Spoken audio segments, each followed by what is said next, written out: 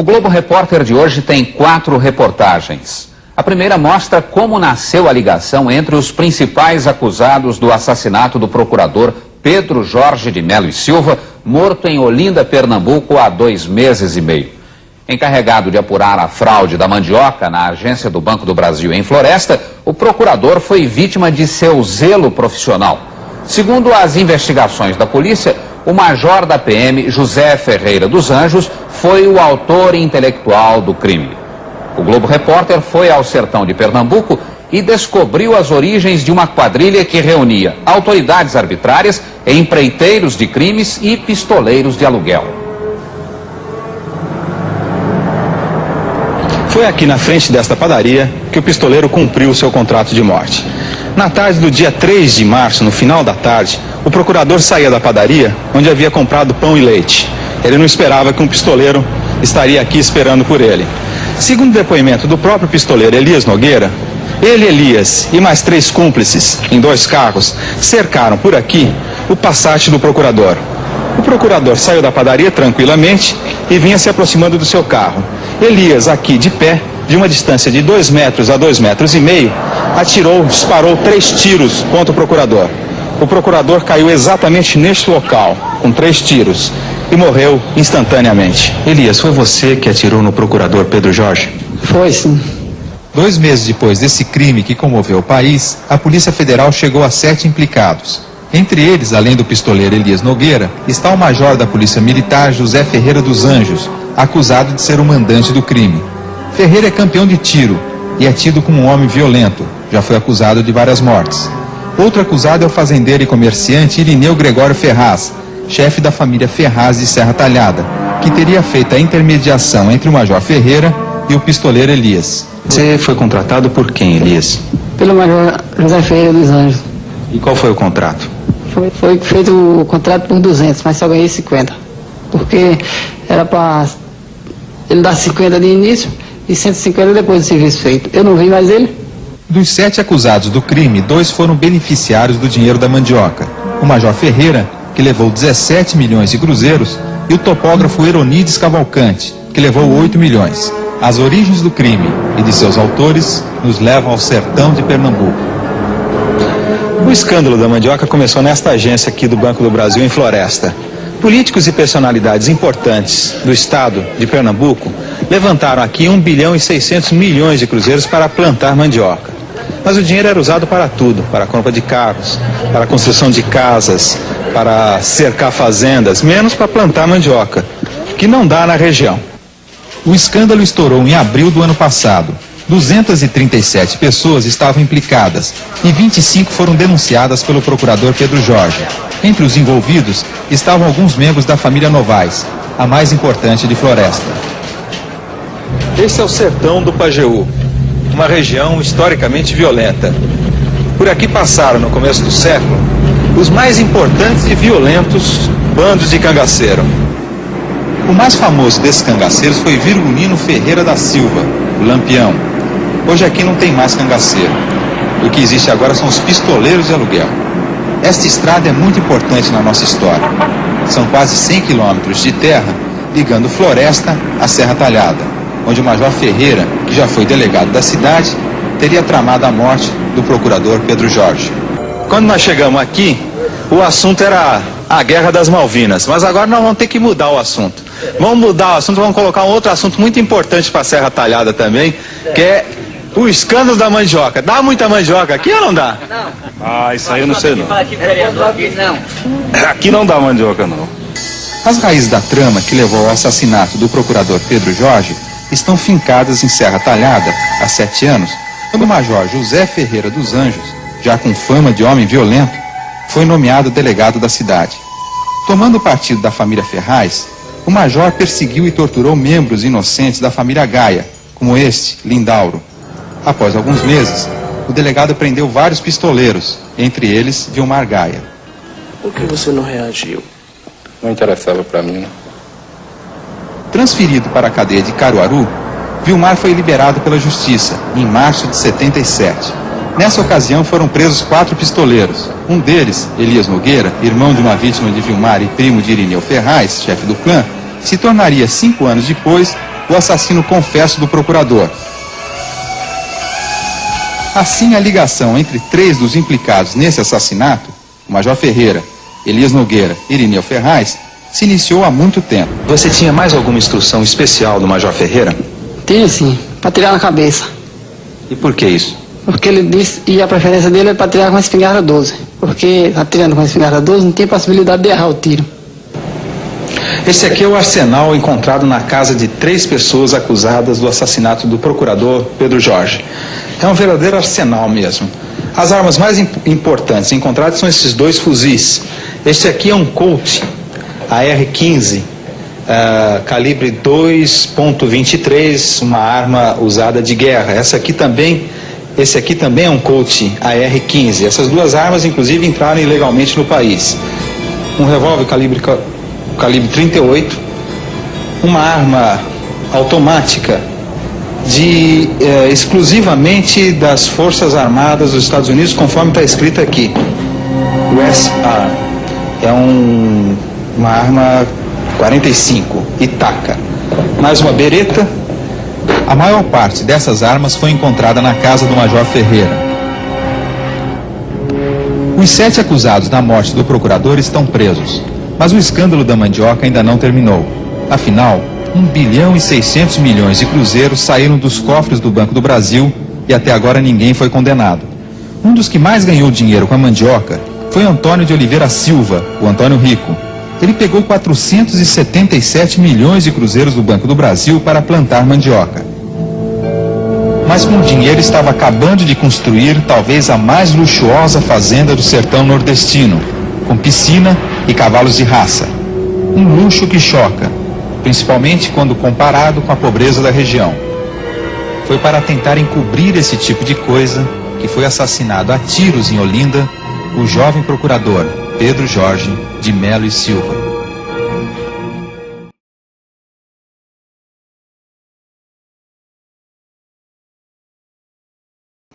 Eu gostaria de dar o meu testemunho porque eu convivi com Pedro Jorge. Quando eu concluí a faculdade, em 1975, eu fui estagiar no escritório de Pedro Jorge. E lá eu tive a oportunidade de conviver com o então procurador da República, Pedro Jorge, e o advogado Pedro Jorge, que estava encerrando os trabalhos do seu escritório, porque ele ia assumir como procurador-chefe da Procuradoria da República. E eu posso testemunhar o Pedro Jorge como sendo uma pessoa generosa. Foi ele que me entusiasmou, que me indicou o caminho do Ministério Público Federal. Até então, eu não tinha vislumbrado essa carreira, mas foi na convivência com ele, foi no exercício do dia a dia, examinando os processos do escritório, que eu vi e conheci a responsabilidade de Pedro Jorge e a efetiva preocupação dele com o bem-estar de todos. Ele tinha uma visão ampla e larga da situação do nosso Estado, do país. Ele era uma pessoa extremamente culta, o Pedro Jorge, e eu me beneficiei dessa cultura, me beneficiei dessa visão sistêmica que tinha Pedro Jorge, e me beneficiei de todo o entusiasmo que ele tinha pela instituição Ministério Público. Ele era extremamente apaixonado pelo Ministério Público. Há uma expressão na atualidade que eu procuro invocar sempre, que é memória e verdade, né? Eu acho que temos um passado que nos cobra a afirmação e reafirmação desse binômio constantemente. Pedro Jorge não foge a essa percepção, porque, como foi dito, Pedro Jorge nos legou muita coisa. Muitas lições vieram a partir, infelizmente, de sua morte.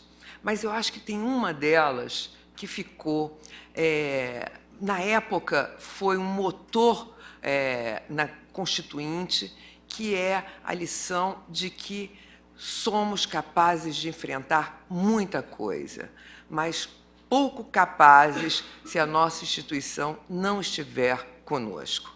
Né? Pedro Jorge faleceu no momento de disfuncionalidade da nossa instituição, e é bom que lembremos disso. Ele morreu no momento em que as suas prerrogativas estavam absolutamente violadas.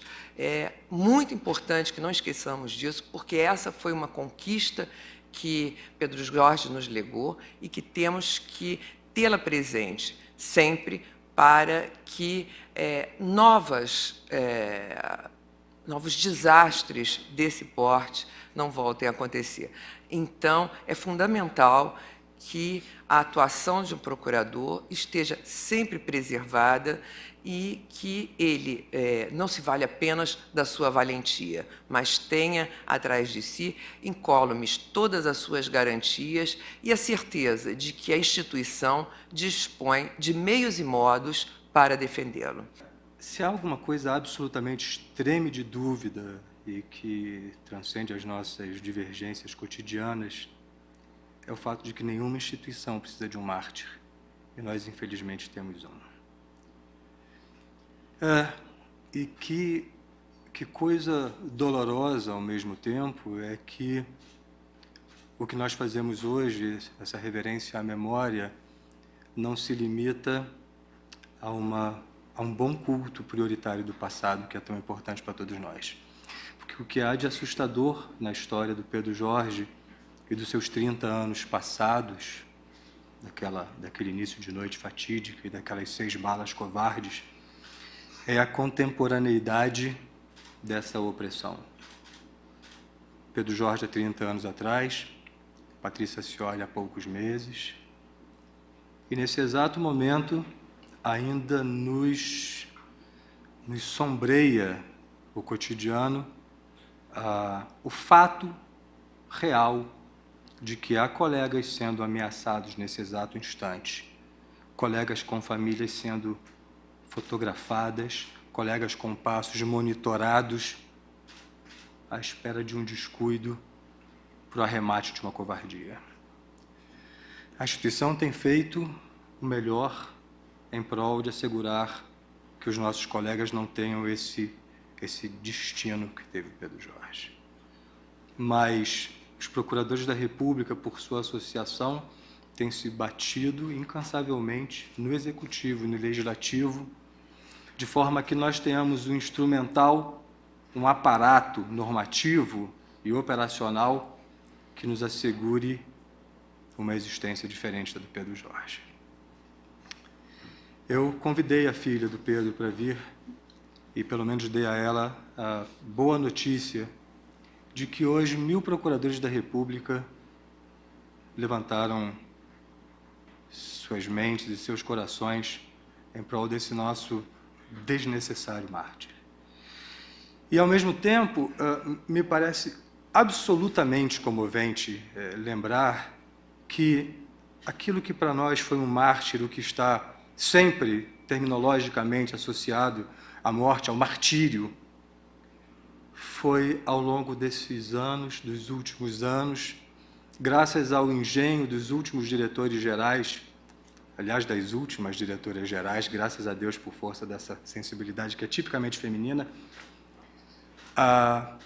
conseguiu-se associar dentro e fora, mas acima de tudo fora da nossa instituição, o nome do Pedro Jorge, não a essa tragédia que continua nos oprimindo, mas há um nome que desde há pouco tempo, mas para enquanto nós estivermos empenhados, vai estar sim associado à responsabilidade social e aquilo que é o propósito congênito dos procuradores da República, proteger as pessoas, beneficiar a sociedade.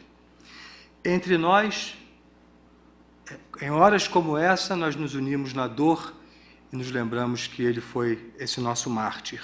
E quanta treva esse momento evoca.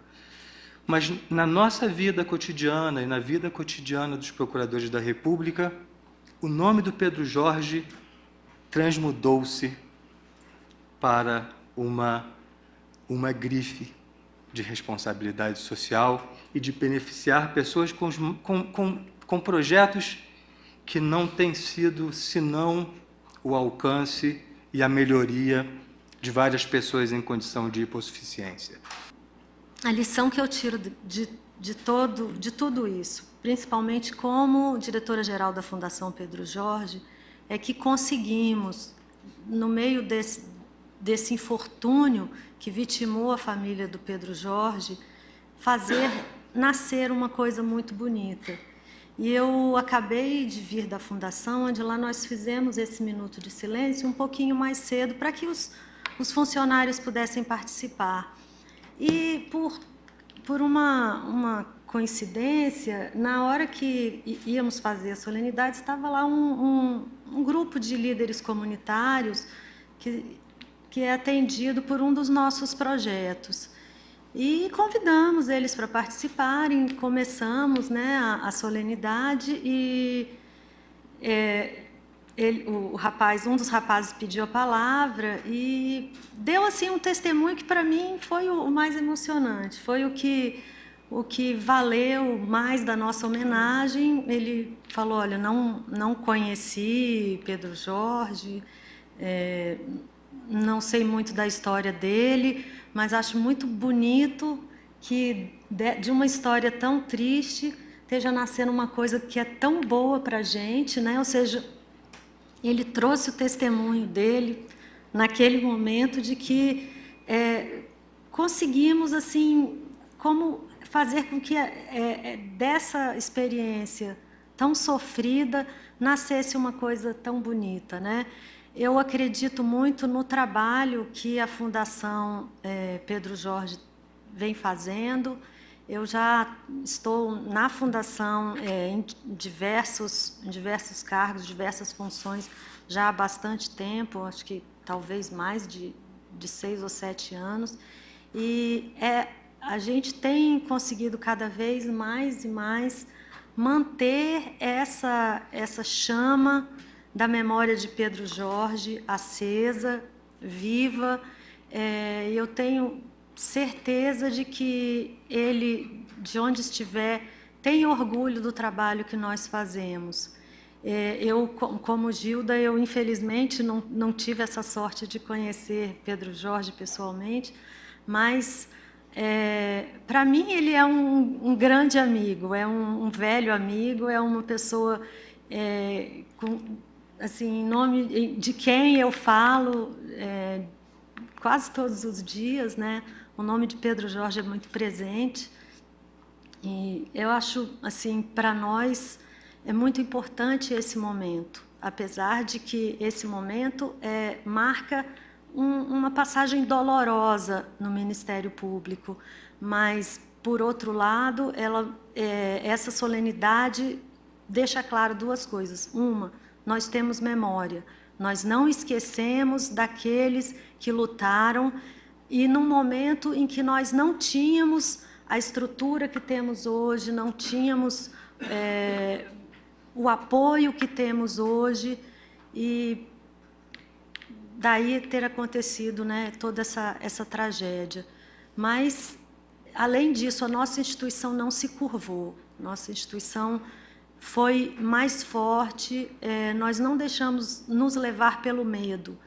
E eu acho que hoje em dia uma marca do Ministério Público é essa coragem dos seus membros, dos seus servidores. Acho que todos sabem que o Ministério Público é uma instituição que não se abala, e porque os procuradores da República defendem até a morte, se necessário, a honra dessa instituição.